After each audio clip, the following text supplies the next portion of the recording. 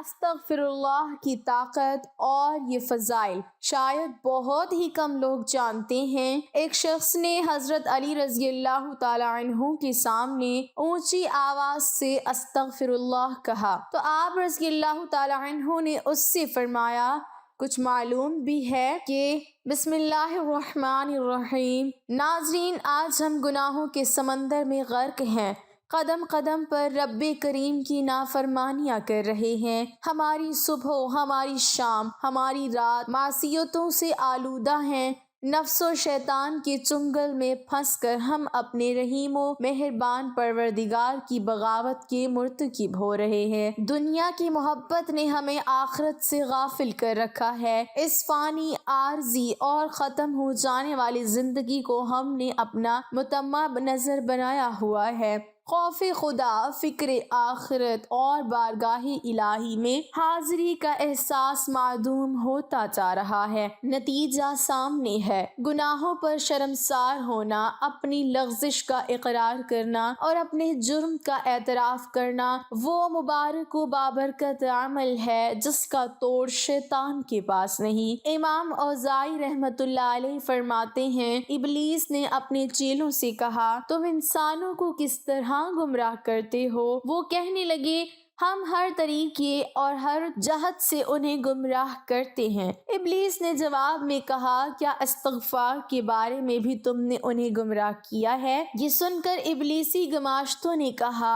استغفار تو وہ عمل ہے جو توحید باری تعالیٰ کے ساتھ جڑا ہوا ہے، اس پر ہمارا زور کیسے چل سکتا ہے؟ ابلیس نے کہا، میں انسانوں کے درمیان ایسی چیز پھیلاؤں گا جس پر انہیں استغفار کرنے کی نوبت نہیں آئے گی۔ امام اوزاعی رحمۃ اللہ علیہ فرماتے ہیں، شیطان نے انسانوں میں خواہشات و تمناؤں کو پھیلایا جسے کوئی گناہ نہیں سمجھتا اور اس پر استغفار بھی نہیں کرتا۔ حضرت ابو سعید خدری رضی اللہ تعالی عنہ کی روایت ہے کہ جناب نبی کریم سرکار دو عالم صلی اللہ علیہ وسلم نے ارشاد فرمایا، بے شک شیطان نے حق تعالیٰ سے کہا تھا، اے میرے رب، تیری عزت کی قسم، میں ہمیشہ تیرے بندوں کو گمراہ کرتا رہوں گا جب تک ان کی روحیں ان کے جسموں میں موجود رہیں گی۔ جواب میں اللہ رب العالمین نے ارشاد فرمایا، میری عزت کی قسم،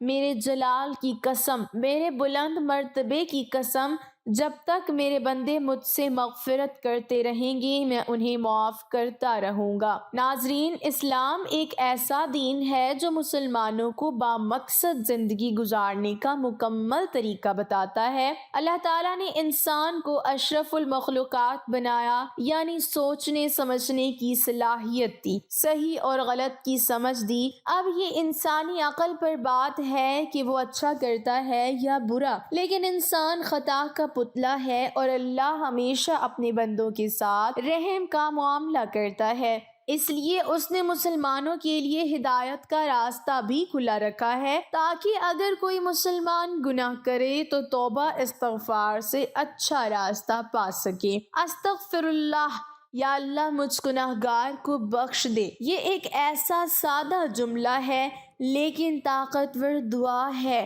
گناہوں کے بوجھ سے اگر دل بھاری ہو، ذہن پریشانیوں کا شکار ہو جائے تو استغفر اللہ کی ایک سادہ سی دعا آپ کے دل کو پرسکون کر دیتی ہے، جسے کسی بھی وقت جب بھی چاہیں پڑھ سکتے ہیں۔ بے شک توبہ و استغفار کرنے سے اللہ اپنے بندے پر رحمت کے دروازے کھول دیتا ہے۔ ہمارا دین ہمیں گناہوں سے بچنے کا درس دیتا ہے، لہٰذا اگر خلوص نیت کے ساتھ توبہ کی جائے تو اللہ کی بارگاہ میں وہ ضرور قبول ہوتی ہے اور گناہوں کا خاتمہ ہوتا ہے۔ اللہ تعالیٰ نے قرآن مجید میں مسلمانوں کی بھلائی کے لیے استغفار کے بہت بڑے بڑے فوائد بتائے ہیں۔ استغفر اللہ رحمت کے دروازے کھول دیتا ہے۔ قرآن پاک میں ایک جگہ استغفار کی اہمیت اس طرح بیان کی گئی ہے کہ اپنے رب سے معافی مانگتے رہو، بے شک وہ ہمیشہ معافی دینے والا ہے، یعنی صرف اللہ سے رحمت کے طلبگار رہیں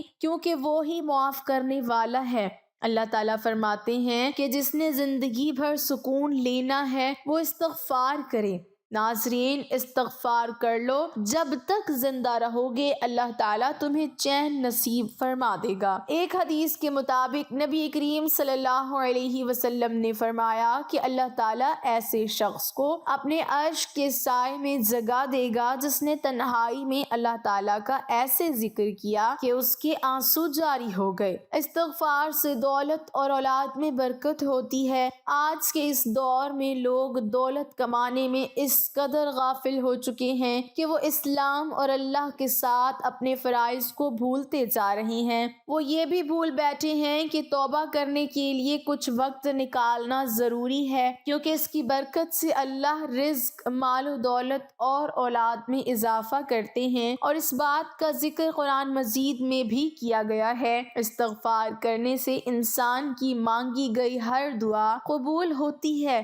خلوص دل سے اللہ کی بارگاہ میں معافی مانگنے سے دعائیں قبول ہوتی ہیں۔ کسی مومن کے لیے دعا سے بہتر اور کوئی چیز نہیں ہے۔ وہ جو کچھ اپنے رب سے مانگتا ہے، جس بھی چیز کی امید رکھتا ہے، ایک دن اس کا رب اسے نواز دے گا، کیونکہ مسلمان ہونے کی حیثیت سے ہمارا یہ یقین ہے کہ صرف اللہ کے پاس یہ اختیار ہے کہ وہ ہماری دعائیں قبول کرنے پر قادر ہے۔ استغفار کرنے سے رزق میں اضافہ ہوتا ہے۔ قرآن مجید میں اللہ پاک کا یہ وعدہ ہے کہ اللہ سے معافی مانگتے رہنے سے وہ رزق میں خیر و برکت کرتا ہے۔ مومن کے رزق میں فراوانی اور اضافہ ایک مخصوص مدت کے لیے ہوتا ہے۔ اس بات کی وضاحت اس طرح کی گئی ہے کہ انسان اپنی نعمتوں کو جلد بھول جاتا ہے، اور اللہ نہیں چاہتا ہے کہ اس کے بندے اسے بھول جائیں، اس لیے ہمیں استغفار کرتے رہنا چاہیے۔ اس حوالے سے فرمان رسول اللہ صلی اللہ علیہ وسلم ہے کہ جس نے استغفار کو اپنے اوپر لازم کر لیا، اللہ اس کی ہر پریشانی دور فرمائے گا اور ہر تنگی سے اسے سکون عطا فرمائے گا، اور اسے ایسی جگہ سے رزق عطا فرمائے گا جہاں سے اسے گمان بھی نہ ہوگا۔ استغفار کرنے سے ہر گناہ کی معافی مل جاتی ہے۔ اللہ تعالی ہر مسلمان کو آزمائشوں اور مصیبتوں میں مبتلا کرتا ہے۔ اصل میں یہ مومن بندے کا امتحان ہے۔ اللہ اس طرح بندے کو اپنے آپ پر اور اسلام پر اس کے ایمان کی مضبوطی کو دیکھتا ہے۔ اس لیے ایسے وقت میں شکوہ نہیں، اللہ سے معافی مانگنا چاہیے، استغفار کرنا چاہیے، کیونکہ اللہ تعالیٰ توبہ کرنے والے بندے کو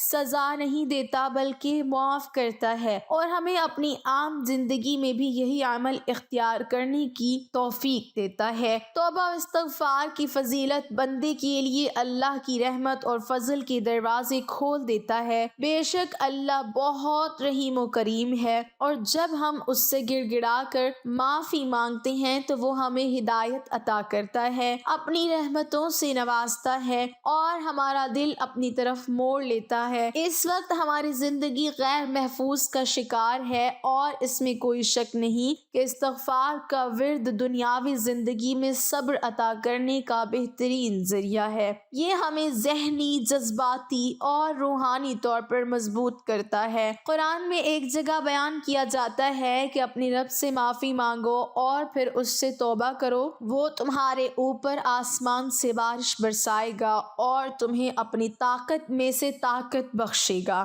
قرآن مجید میں استغفار کرنے والے سے اللہ نے وعدہ کیا ہے کہ وہ اس کو اپنی بے پناہ فضل سے نوازے گا، اس دنیا میں بھی اور آخرت میں بھی۔ قرآن میں اللہ اپنے بندوں سے مخاطب ہو کر فرماتا ہے کہ اور تمہارے لیے باغات مہیا کروں اور تمہارے لیے دریاؤں کا سامان مہیا کروں۔ کسی شخص نے حضرت علی رضی اللہ تعالی عنہ کے سامنے اونچی آواز سے استغفر اللہ کہا تو آپ رضی اللہ تعالی عنہ نے اس سے فرمایا، کچھ معلوم بھی ہے کہ استغفار کیا ہے؟ استغفار مومن بندے کا بلند مقام ہے، اور یہ ایک ایسا لفظ ہے جو 6 باتوں پر حاوی ہے۔ اول یہ کہ جو ہو چکا ہے اس پر شرمندہ ہونا، دوسرا یہ کہ ہمیشہ کے لیے گناہ نہ کرنے کا پکا ارادہ کر چکا ہو، تیسرا یہ کہ مخلوق کے حقوق ادا کرنا، یہاں تک کہ اللہ کے حضور میں اس حالت میں پہنچو کہ تمہارا دامن پاک و صاف ہو اور تمہاری کوئی پکڑ مقرر نہ ہو۔ چوتھا یہ کہ جو تم پر فرض کیے ہوئے تھے اور تم نے انہیں ضائع کر دیا تھا انہیں اب پوری طرح ادا کرو۔ پانچواں یہ کہ جو گوشت حرام سے پرورش پاتا رہا اس کو غم و اندوز سے پگھلاؤ یہاں تک کہ کھال کو ہڈیوں سے ملا دو کہ پھر سے ان دونوں کے درمیان نیا گوشت پیدا ہو۔ اور چھٹا یہ کہ اپنے جسم کو اطاعت کے رنج سے آشنا کرو جس طرح اسے گناہ کی شیرینی سے لذت اندوز کیا ہے، اور پھر کہو استغفر اللہ۔ ناظرین، اس فرمان سے یہ مطلب ہرگز نہ لیا جائے کہ استغفار نہیں پڑھنا چاہیے یا بلند آواز میں استغفار پڑھنے میں کوئی برائی ہے، بلکہ یہ فرمان استغفار اور استغفار پڑھنے والے کا صحیح مقام پہچاننے اور اپنے قول میں سچے ہونے کا تقاضا کرتا ہے۔ اس فرمان میں اس جانب اشارہ ہے کہ جب تک تو نے دنیا سے جو گناہ اور فریب کا جہان ہے منہ ہی نہیں موڑا، گزشتہ خطاؤں سے سچے دل سے توبہ ہی نہیں کی، تو کس حق سے اللہ سے مغفرت کا طلبگار ہو رہا ہے؟ ساتھ ساتھ اس جانب بھی اشارہ ہے کہ بھری محفل میں با آواز بلند استغفر اللہ کہنے میں نفس کی خواہش چھپی ہوئی ہو سکتی ہے کہ لوگ میری زبان سے استغفار سن کر مجھے پاک باز سمجھیں گے۔ اس کے ساتھ ساتھ آپ رضی اللہ تعالیٰ عنہ نے بلند مقام والے لوگوں کی نشاندہی بھی فرما دی کہ ایسے لوگ اللہ سے مغفرت طلب کرنے کے حقدار ہیں جو گناہ کے جہان سے خود کو الگ کر چکے ہیں، ورنہ جس نے گناہ کا ارادہ ہی نہیں چھوڑا، جس نے اللہ کی جانب منہ ہی نہیں پھیرا، اس کا یہ کہنا ہی درست نہیں ہے کہ میں اللہ سے مغفرت کا طلبگار ہوں۔ ان دونوں کے درمیان نیا گوشت پیدا ہو۔ اور چھٹا یہ کہ اپنے جسم کو اطاعت کی رنج سے آشنا کرو جس طرح اسے گناہ کی شیرینی سے لذت اندوز کیا ہے، اور پھر کہو استغفر اللہ۔ اس فرمان سے یہ مطلب ہرگز نہ لیا جائے کہ استغفار نہیں پڑھنا چاہیے یا بلند آواز میں استغفار پڑھنے میں کوئی برائی ہے، بلکہ یہ فرمان استغفار اور استغفار پڑھنے والے کا صحیح مقام پہچاننے اور اپنے قول میں سچے ہونے کا تقاضا کرتا ہے۔ اس فرمان میں اس جانب اشارہ ہے۔ اللہ پاک ہمیں نیک اعمال کی توفیق عطا فرمائے اور ہمارا خاتمہ ایمان پر فرمائے اور اس بیان میں کمی بیشی معاف فرمائے، آمین۔ ناظرین، کمنٹ باکس میں اللہ تعالیٰ کے 99 ناموں میں سے ایک نام ضرور ٹائپ کریں۔